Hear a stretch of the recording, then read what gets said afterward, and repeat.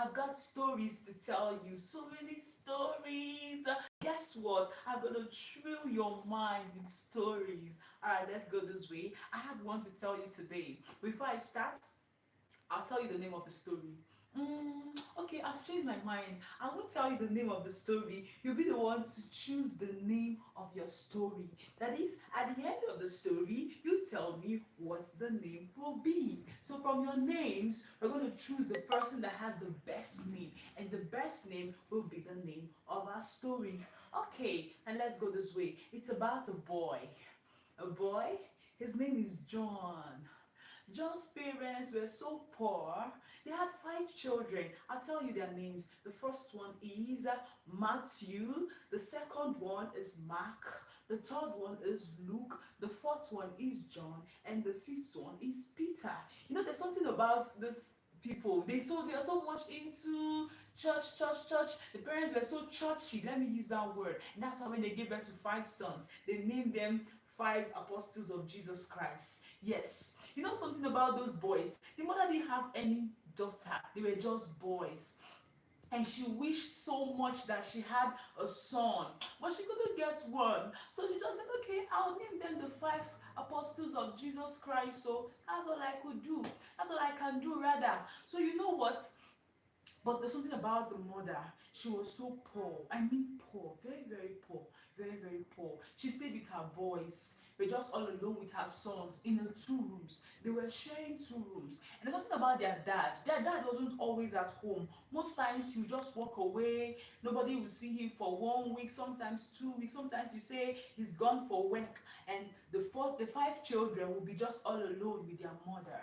My focus is on John, you know. But let me tell you something about Matthew. Let me just describe Matthew. Matthew was tall. He had a very big look. Matthew was a big boy with stature, with a very big stature. And that's why he's always feeling like a boss. But there's something about John. John was his mom's favorite.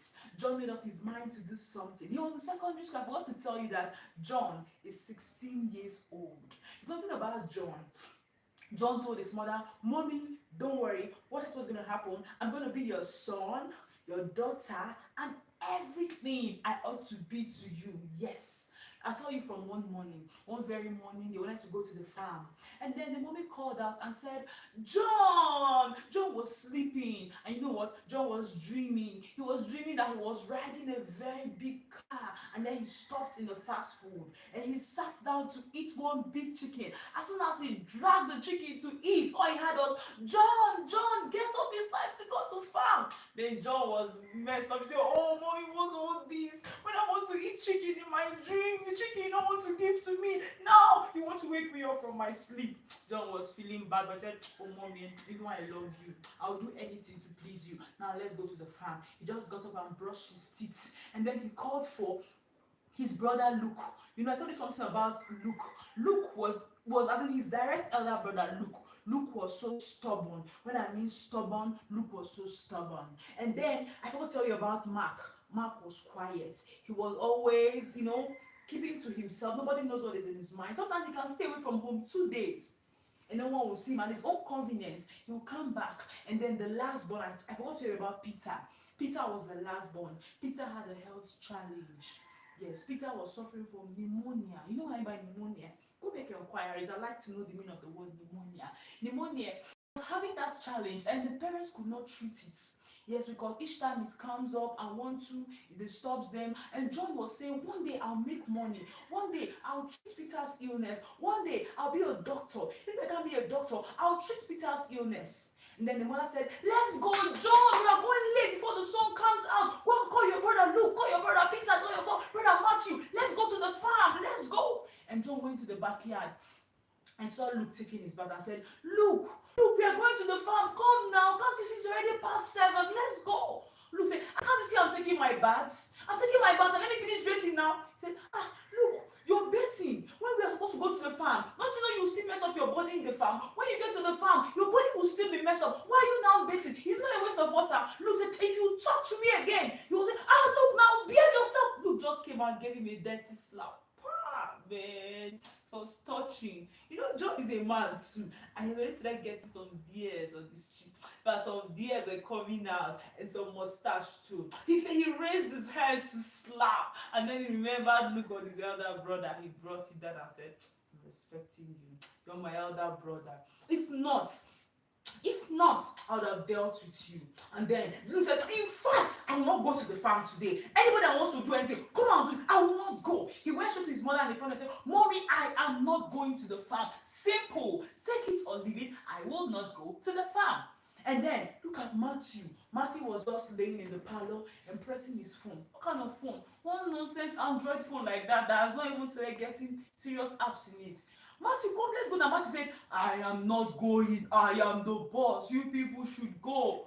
Oh, man, it was really a disappointment. John said, does it mean it's only me and mommy that will go to this farm? He went to the room to see Peter. Peter was lying down, covered, with his body covered, with clothes because he was catching cold. It was a Harmattan season. He said, man, what do we do? What do we do? And then he walked up to Mark and said, Mark, please now. Mark, only I and mommy can do all the work in the farm today. You know, we are creating ridges in the farm today. Mark, come now. Mark, please, let's go. Let's go. Please, I beg you. Luke has even slapped me. Matthew said he's not going. Let's give mommy some hope now. Can't you just make up your mind to go to the farm? And you know what Mark answered him? I was expecting Mark to say, I will not go or I'll go. But his response, he just kept quiet. You know what he wants to do is in his mind. He was just nodding his head. He said, Mark, please now. Mark, you're my elder brother. Mark, let's help the situation now. Mark, let's go now. All right. For today, because of our time, we're going to be calling it a day. Next Sunday, I'll tell you whether Mark went to the farm or not. I'm going to tell you what happened next at the farm. All right, I'm looking forward to getting the name of this story because I've not even found the name myself. So see you next Sunday. I'm looking forward to seeing the name of the story, or better still, getting the name of the stories from you. Have a wonderful time. Don't forget to subscribe and like our page. Have a beautiful day. And once again, happy Sunday. Bye.